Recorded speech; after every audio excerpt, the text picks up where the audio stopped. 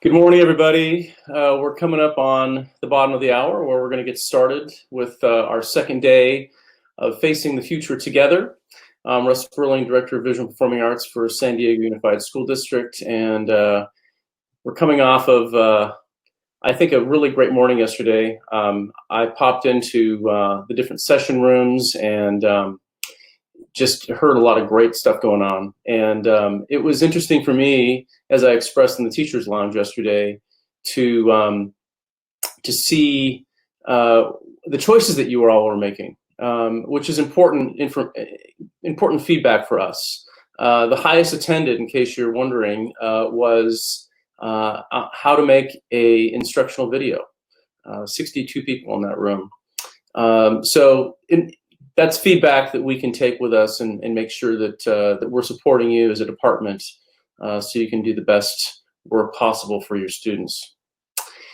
So my computer says we're at 8:29, so we'll just hold tight here for a couple more minutes. I see that we've got about 67 people in the room so far, so we're still filling up. Good morning to all of you. I hope you enjoyed yesterday, and that today will be as, if not more, valuable to you.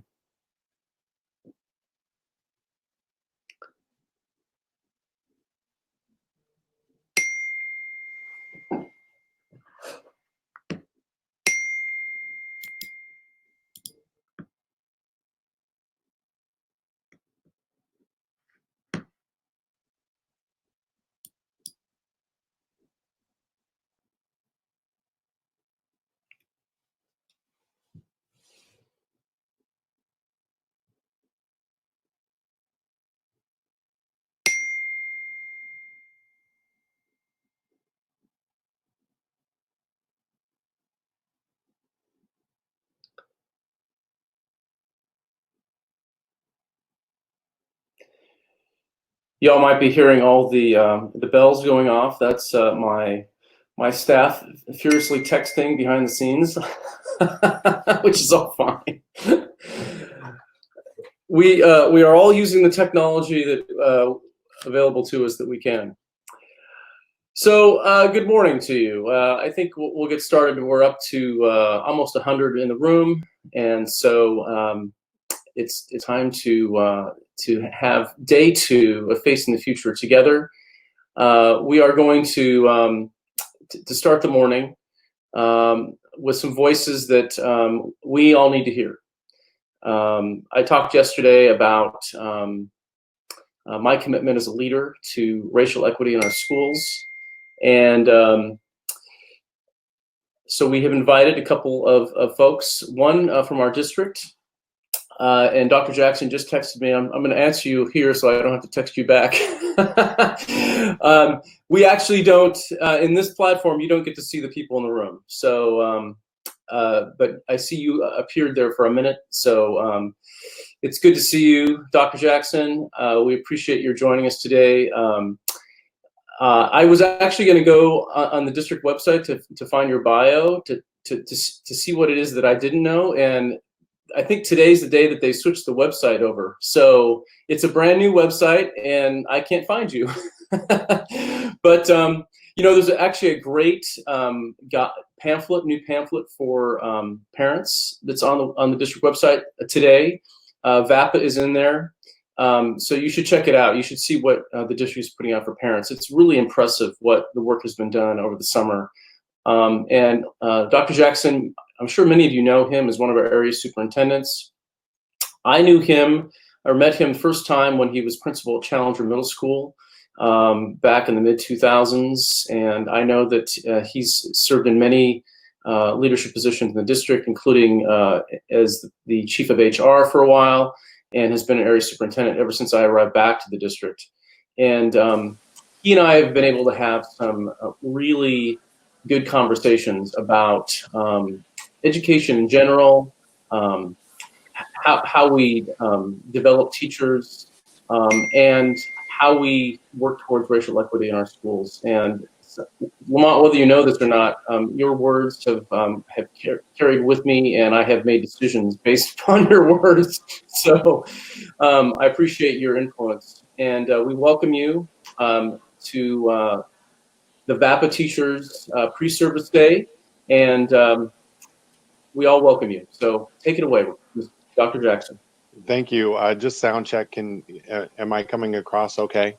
Very, very well. Yes. Okay. So this is odd for me. Good morning to everyone in the space. I like to see folks and connect with folks, but we'll make this do. Thank you, Russ, for having me. And just a little bit of tidbit for the group.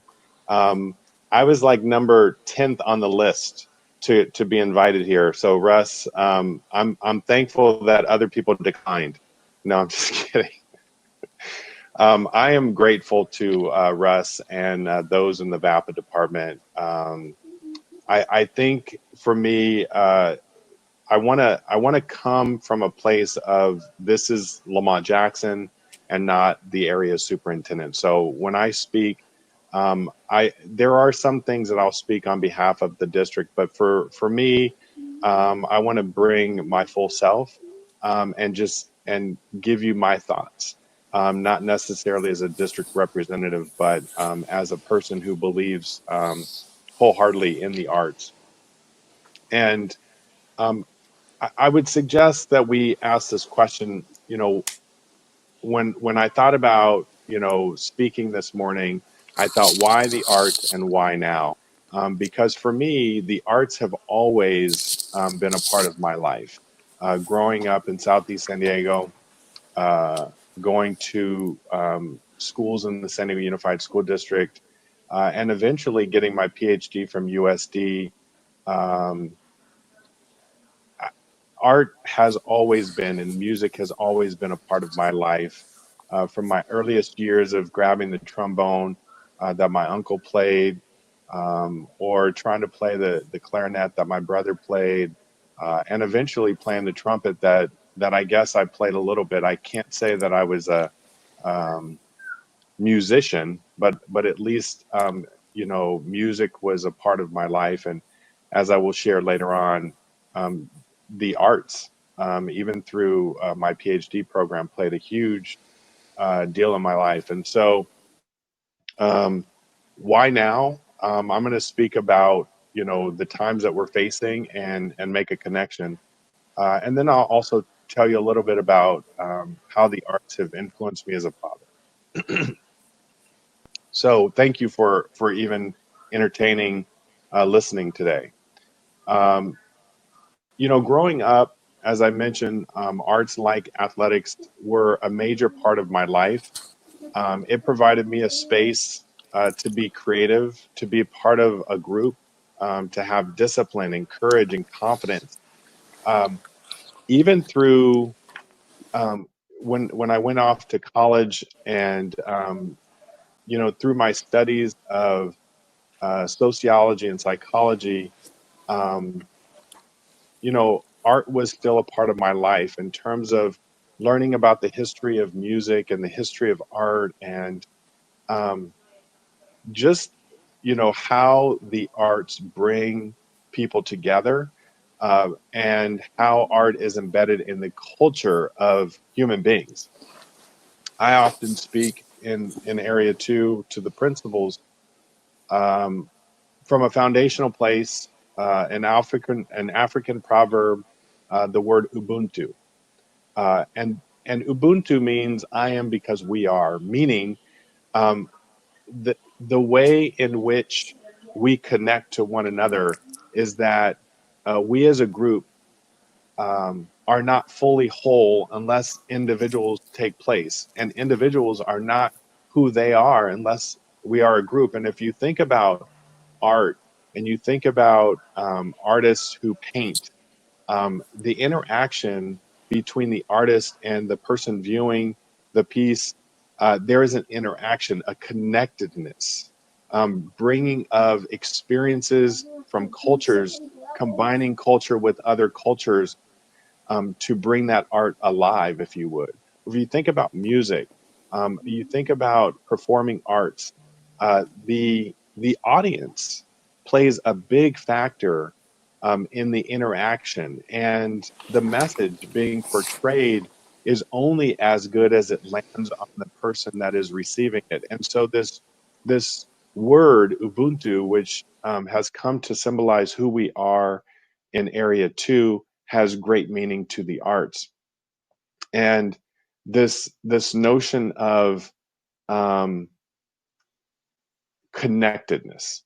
And I think as you do this pre-service, I want to suggest that everything is connected, and where we are in life today certainly connects to the art. And I believe that art has a platform for helping us get through some of the most difficult times. I know for me as a parent, this is the most difficult time I've experienced in my life. So, when I think about connectedness, and I think about how we are, I guess, I guess I would suggest that individuals without art are not fully complete. And I would say the art of sound, drawing, painting, um, dancing, cooking, the ability to feel and hear and see and experience and interpret all of these facets um, we need to experience in life in order to be complete. And that's why I make that claim that without art, we are not complete. Now, I could not speak this morning without acknowledging that um, we have um, we are facing two pandemics, and I spoke to the principals about this.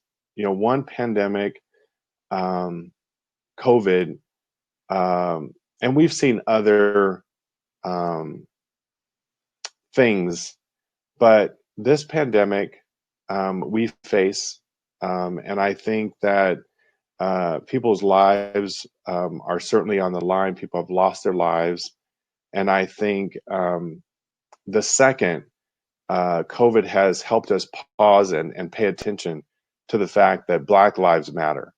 And that is the second pandemic that we face. And I would suggest that that needs to be our why. So, why art?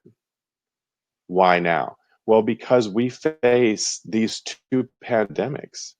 And I believe that um, the arts and the beautiful art teachers and art educators and even educators who don't see themselves as artists can bring something that I believe is critical. And I would connect this to one of our most recent speakers, Bettina Love, who speaks about abolitionist teaching.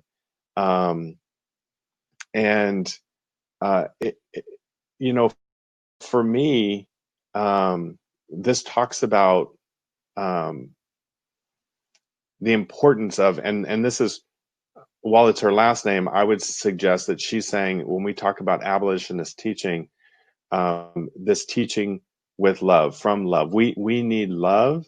And I believe the arts, um, the the soul of art is about love. It's about, again, like I said, it's about feeling and hearing and seeing and experiencing and interpreting. And certainly, some would suggest that you cannot. Actually, the Archbishop Tutu and the Dalai Lama suggest that you cannot love deeply without deep sadness and deep sorrow. And I would suggest that the arts allow for that feeling, that deep feeling of love and sadness and everything in between. And I would suggest that Bettina Love suggests that in terms of our teaching. And I would suggest that in terms of the learning that happens. If we're not feeling that range of emotion, we're not fully alive. And so, why art? Why now? Is because lives are on the line in both pandemics. And it's not as if we didn't see this in the past. I cannot tell you that I've gone a day without recognizing that I'm a Black man, and that the lived experiences that I've had have reminded me that my life is on the line always. And yet, athletics and the arts have allowed me to be who I am, to be seen, to be heard, to be felt. That is the beauty of art. That's why we need the arts, I would suggest, more than ever. And others may disagree, but that's where I am. So this is an approach for us to be able to see and hear, see the faces, and say the names, and hear the voices, and understand the culture of our Black children who come from rich backgrounds, culture, deep in song and dance and art and cooking. It the lives of our young Black children require us to see that. And I would suggest it's not what we do, it's who we are. And I would suggest that you all have the same story, that you're in the arts because it's who you are.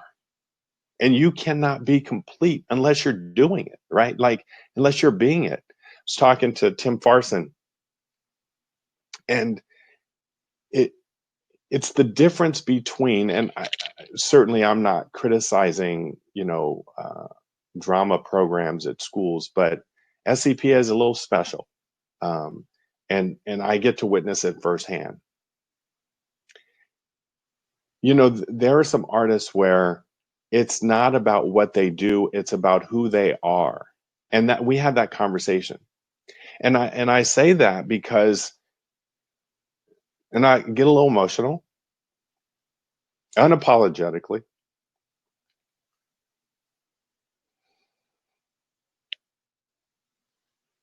Like many, as a father, I was in athletics. I played college football, and so my kids were going to play sports. However, in the last couple of years,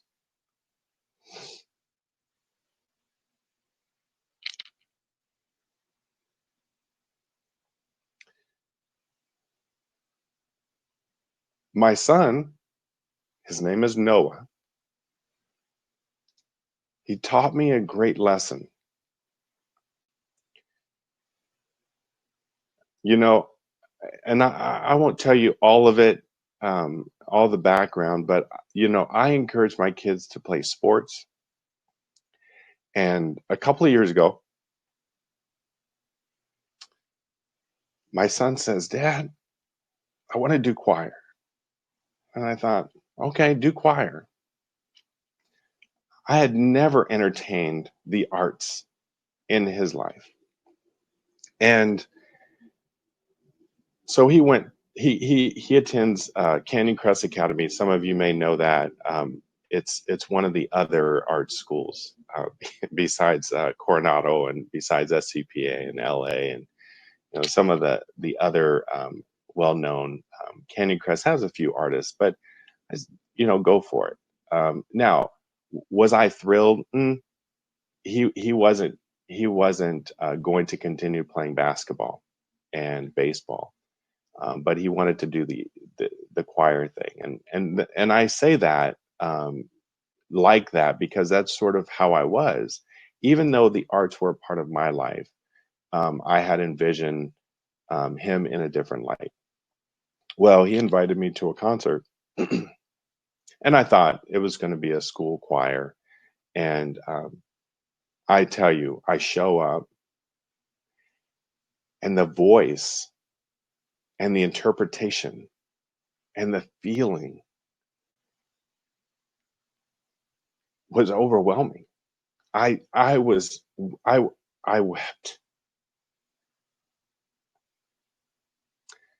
The lesson was, he was not complete without the arts. He was doing things, but this was something he could feel. This is something he could be. And over the last 2 years, I can't tell you, he's been with Point Loma Nazarene, Sacra Profada. He has been with some great artists, and now he's taken lessons. And I tell you, I pay the voice lessons like it's nobody's business, because I would suggest for the first time, he's complete. He's full. He's full of life, full of joy, and he loves it. He's producing music, self-taught, saxophone, self-taught, piano, self-taught, guitar. He hears a song, he plays a song, he writes music, tracks. I mean, I don't have to ask him to practice. Baseball, basketball, I would have to ask him to practice. And so I would suggest, when we allow the arts to be a part of who we are as a people, as a culture, and we don't deny that, amazing happens. And so why this? Why now? Because, as a young Black child, he is seeing the world, and he has been subject to um, racial name calling. And the beauty of art is it's allowed him to discover who he is, why he is, what he wants to become, and the world is open because of the arts. And I would suggest we as adults have to be willing to recognize when we're in the way, and recognize how to get out of the way, and provide a space and a place for people to be complete. I think that's our job. So why this? Why now? Because we are facing um, a global pandemic. We are facing a pandemic. Black Lives Matter. I mean, a gentleman who just got shot 7 times, 8 times in the back, walking away. I mean, this is not new, but COVID has allowed us to pause and slow down. And I would suggest we do the same. We pause, we slow down, and we advocate for the arts. Um, I tell this story because we all need connection. I needed a connection. My son needed a connection. We needed to connect together. And this is like, again, we've experienced 9/11. We've had wars. We've had movements of peace and justice. Um, all of these moments have required us to take action.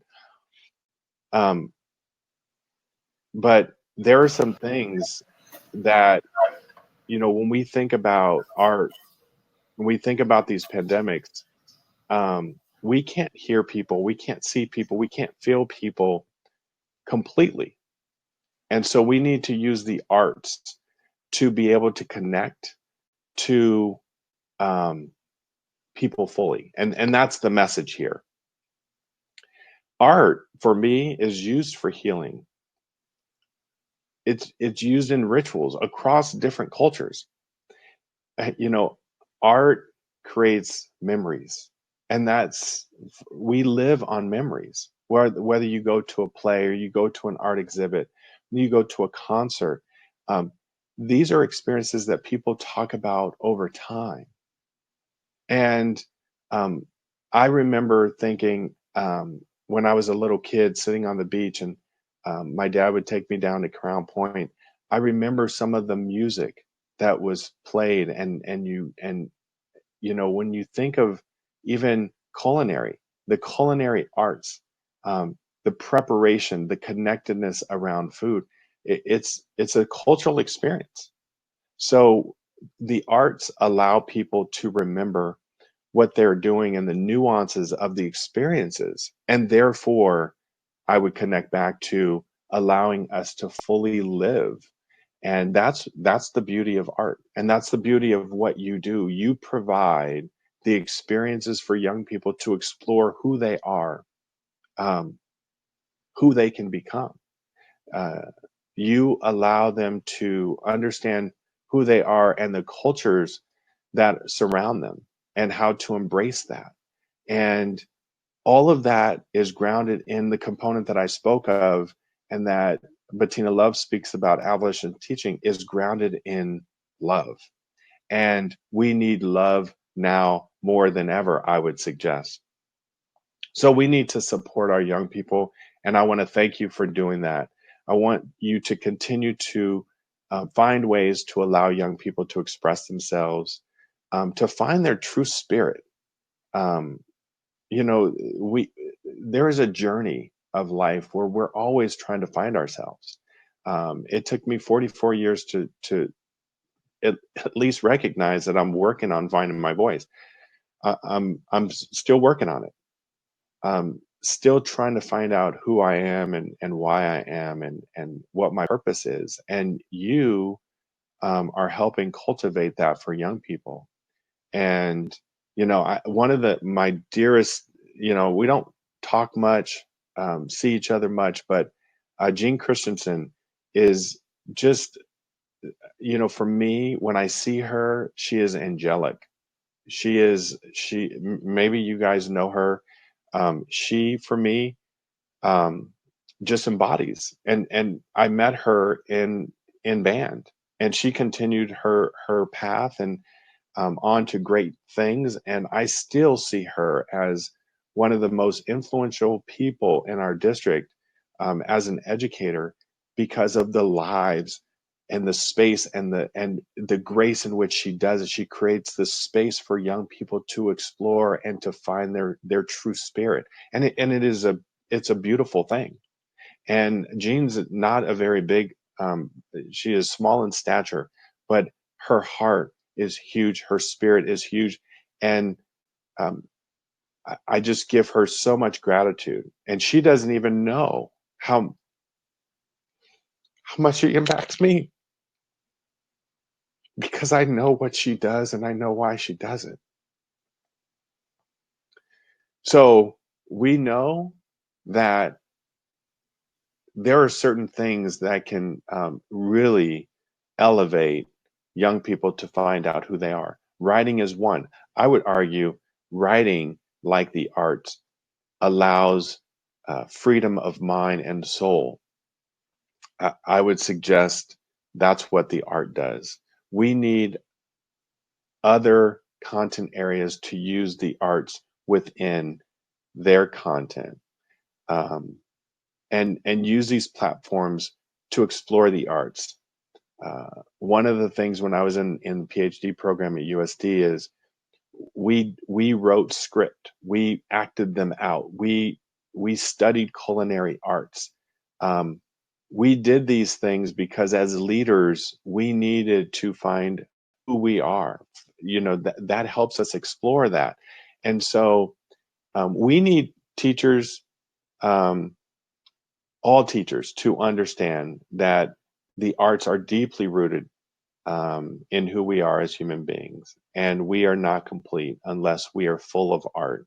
And I'm when I speak of art, I'm speaking globally. I think you all know that. And when we are not grounded in the arts, we're not grounded in the culture. And when we're not grounded in the culture, guess what? Then we have to acknowledge that Black Lives Matter. When we're not grounded in culture, we have to recognize that we will face pandemics that we cannot overcome. But when we are grounded in the arts, we will be grounded in culture, we'll be grounded together, and we will symbolize Ubuntu, that individuals are not full unless we are connected, and that the group is not connected unless we have the individuals. Um, if we do not have the arts, then I would suggest we cannot say that we are teaching the whole child. We're not.